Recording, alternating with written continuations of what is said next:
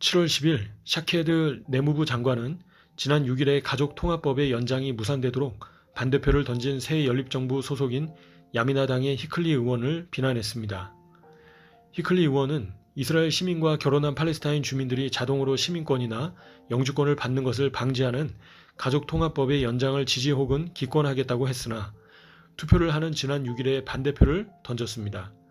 그의 반대표와 아랍정당의 반대표로 투표 당일 찬성 59표, 반대 59표가 되어 의회는 가족통합법의 연장을 승인하지 못했으며 이 법안은 6일에 만료가 되었습니다.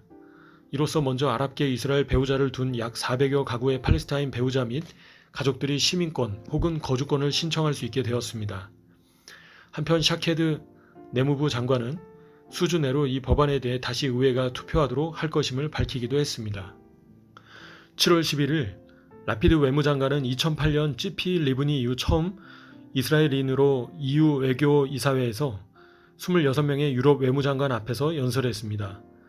이번 연설에서 그는 이스라엘과 팔레스타인 간의 두 국가 해법에 대한 지지를 표명했습니다. 그는 지금 해야 할 일은 아직 무르익지 않은 이스라엘 팔레스타인 평화협정을 위한 여건을 마련함과 동시에 미래의 이스라엘 팔레스타인의 평화 가능성을 방해하는 조치는 취하지 않으며 팔레스타인 사람들의 삶을 개선하는 것이라고 말했습니다. 이를 위하여 인도주의적 방법이나 팔레스타인 경제를 건설하는 그 모든 방법을 지지한다고 그는 밝혔습니다. 7월 13일 화요일 아랍에미리트에서 온 사절단과 아이작 헤르조그 이스라엘 신임 대통령이 지켜보는 가운데 주 이스라엘 아랍에미리트 대사관 개관식이 개최됐습니다. 주 이스라엘 아랍에미리트 대사관 개관식은 지난해 양국이 국교 정상화 합의에 따라 성사되었으며 아랍에미리트 대사관은 텔아비브 증권거래소 건물에 자리 잡게 되었다고 현지 매체는 보도했습니다. 7월 12일 바르레브 이스라엘 공공안전부 장관은 카타르 정부가 지원한 재정이 가자지구로 현금이 아닌 음식 바우처로 도착할 것을 제안했습니다. 그는 가자 지역으로 들어가는 카타르의 재정이 달러를 담은 돈가방으로 하마스에게 들어가지 않을 것이며 이 재정의 전달을 주로 유엔이 담당할 것이나 현금이 아닌 식량 교환권이나 인도적 지원품으로 들어갈 것이라고 말했습니다. 7월 12일 이스라엘이 자체 개발한 코로나19 백신 브리라이프 상용화를 위해 미국 NRX 제약과 MOU를 맺었다고 현지 뉴스 매체는 보도했습니다. 이스라엘 국방부는 이번 MOU로 이스라엘은 백신 개발을 완료하고 이스라엘이 독자적으로 백신을 생산할 수 있을 것으로 기대하며 현재와 같은 속도로 진행한다면 2단계 실험은 최소 8주가 더 걸릴 것이며 3단계까지는 최소 3개월이 걸릴 것으로 예상한다고 밝혔습니다. 7월 12일 이스라엘 정부는 테러 세력 지원을 이유로 팔레스타인 자치정부에 전달할 세금 중 5억 9,700만 세켈을 매월 일정액씩 동결하기로 했다고 현지 언론이 보도했습니다. 이 동결 잔금은 지난해 팔레스타인 자치정부 측이 이스라엘과의 마찰 과정에서 수감된 팔레스타인 주민들과 사망한 주민들의 가족에게 지급하는 위로금으로서 이스라엘 정부는 이 같은 위로금 지급 대상을 테러 세력으로 규정하고 테러 세력을 간접 지원한 것으로 간주했습니다.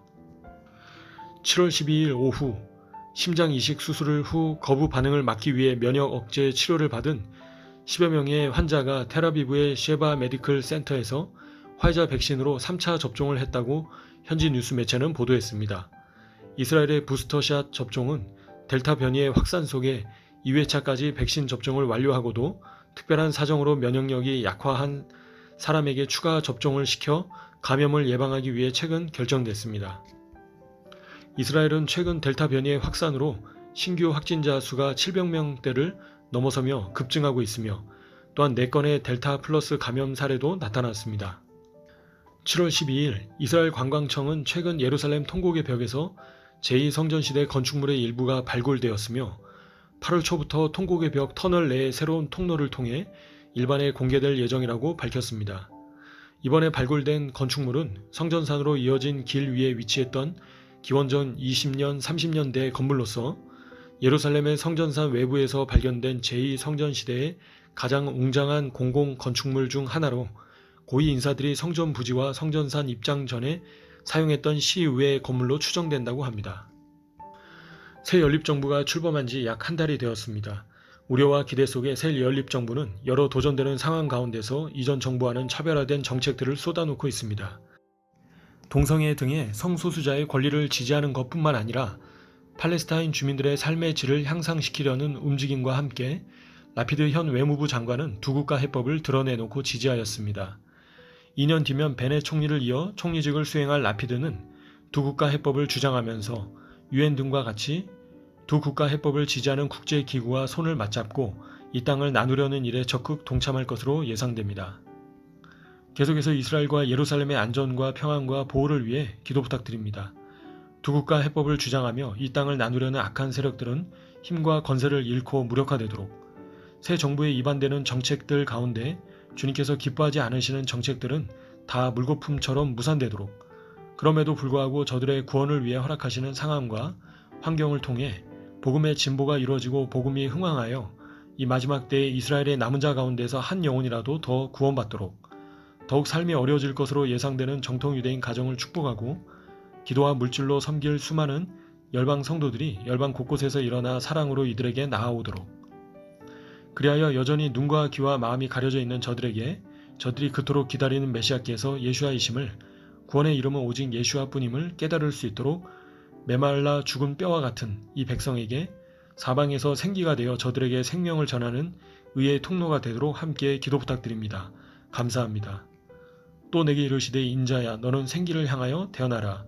생기에게 대언하여 이르기를 주 여호와의 말씀에 생기야 사방에서부터 와서 이 사망을 당한 자에게 불어서 살게 하라 하셨다 하라. 이에 내가 그 명대로 대언하였더니 생기가 그들에게 들어가매 그들이 곧 살아 일어나서 서는데 극히 큰 군대더라. 에스겔 37장 9절 10절 말씀.